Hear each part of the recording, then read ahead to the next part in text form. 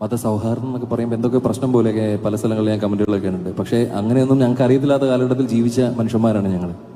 അപ്പോൾ ഇന്ന് ഭജന കേൾക്കാൻ വേണ്ടിയിട്ട് എനിക്കറിയാം, ഇന്ന് തിരുവനന്തപുരത്ത് നിന്ന് ക്രിസ്ത്യൻസ് ആയിട്ടുള്ള എന്നെ പഠിപ്പിച്ച ടീച്ചറിൻ്റെയൊക്കെ സിസ്റ്റേഴ്സൊക്കെ ഇവിടെ വന്നിട്ടുണ്ട്. അവരെ കൂടെ ഉണ്ടാവും, ഒത്തിരി ധാരാളം ആൾക്കാർ വന്നിട്ടുണ്ട് ഇവിടെ. അപ്പോൾ ഒരു കാര്യങ്ങളിലെ വ്യത്യാസമൊന്നും കാണാത്ത ഒരു നാടാണ്. അപ്പം നമുക്ക് വേണ്ടി ഇത്രയും സൗകര്യങ്ങളെല്ലാം ചെയ്തു തന്ന അവർക്ക് വേണ്ടി ഒരു പാട്ട് നമുക്ക് പാടാമല്ലോ അല്ലേ?